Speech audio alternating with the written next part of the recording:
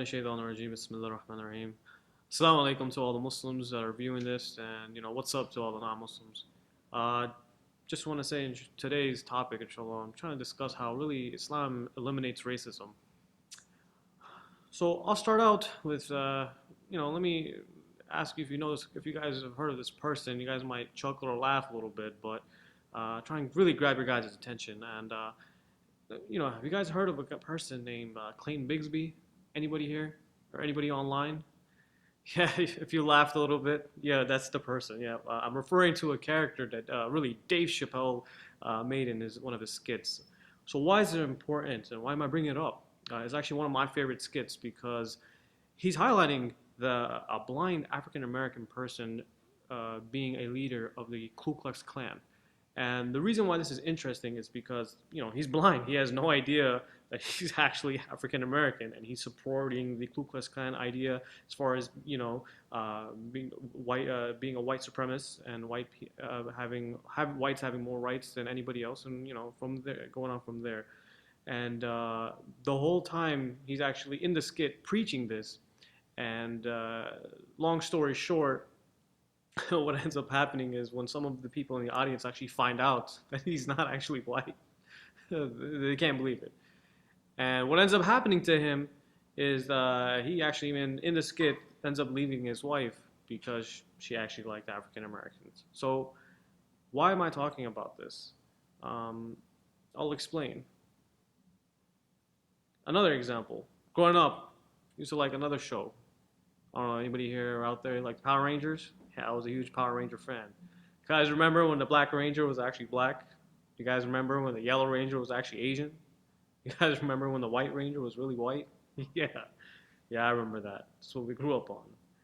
So what am I getting at? I mean, why am I using these examples? I'm showing and really telling you, racism is really an idea. It's the thoughts and from a man. These are ideas. It's not something really you're born with. I mean, it's not an organ. It's something like it belongs to you. It's an idea that really man has created or man has made, and by doing that, man himself is very limited. Man himself is very flawed. I mean, it's such a shallow concept, really, basing everything on skin color. Can you believe it? I mean, something that's not even in your control.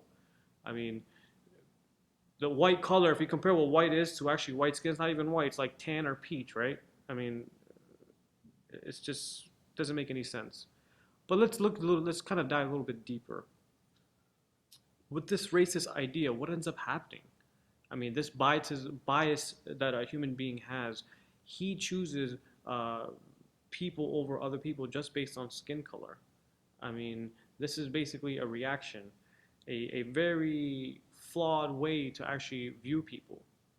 With that, it's the whole dividing and conquer concept, discrimination everywhere.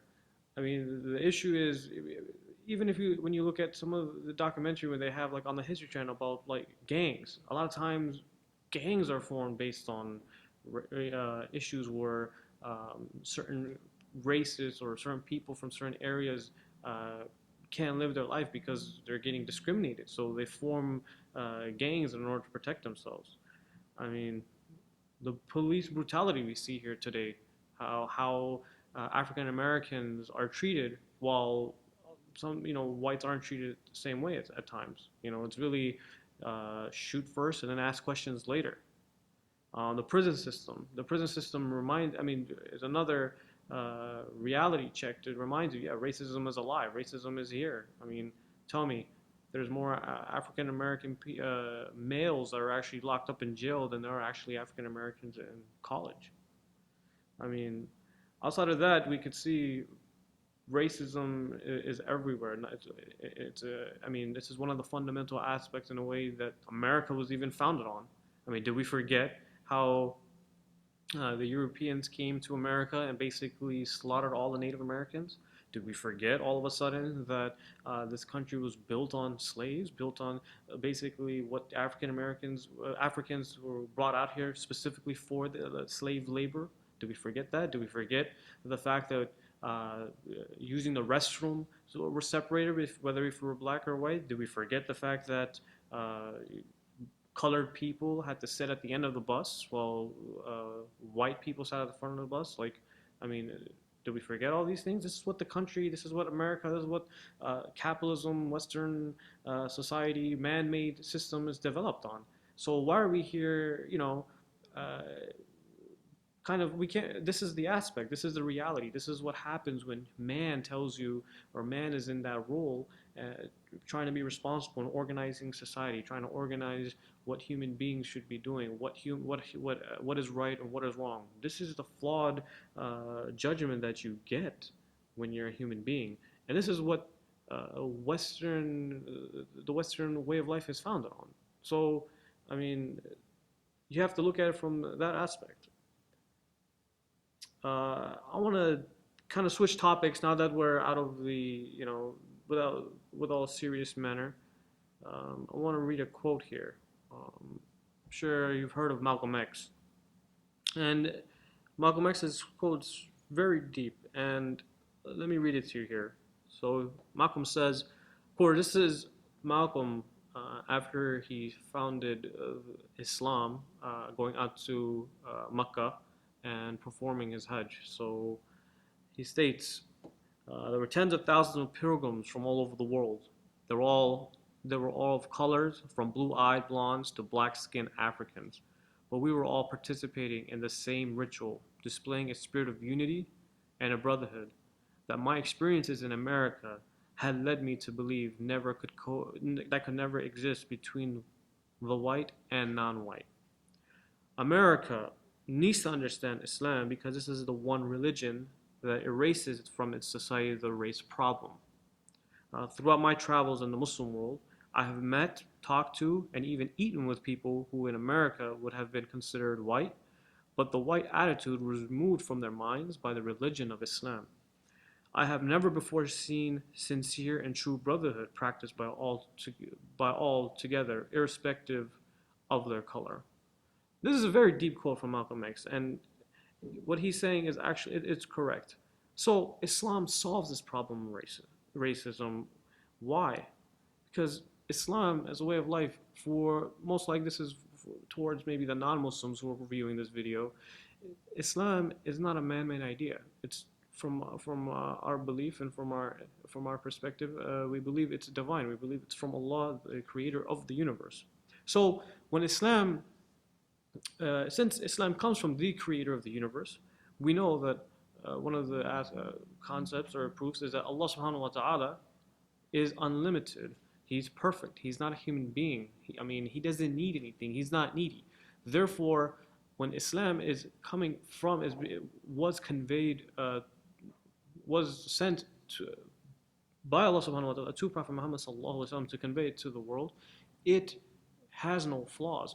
This is from Allah. He doesn't need anything. He's not a human being. Therefore, when He tells you what is halal, which is permissible, whatever He tells you which is haram, which is prohibited, it's all. You can say from an aspect, it's universal judgment. Allah Subhanahu wa Taala does not categorize people based on their skin color. Allah Subhanahu wa Taala doesn't base on their height. Allah Subhanahu wa Taala doesn't do anything. There's no classification like that in Islam when it comes to a human being, and rather, there's a beautiful verse where Allah Subhanahu wa Taala mentions that He says that in chapter 49, verse 13, that I have created you from different tribes so you can get to know one another. So that's what the difference is in skin color or the different people of background and whatnot is when it comes to Islam.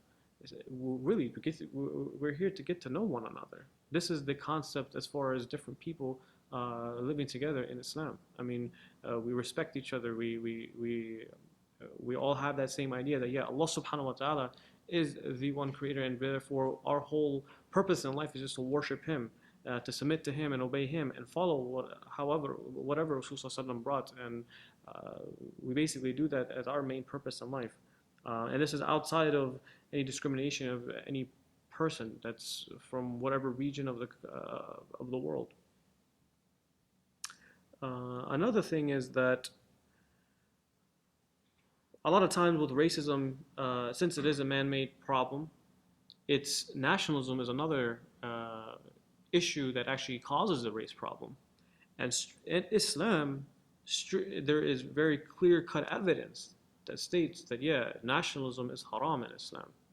So when you can cut this idea of nationalism, you can cut the idea of racism. You can cut these problems. Uh, and this is a very eye-opening hadith actually.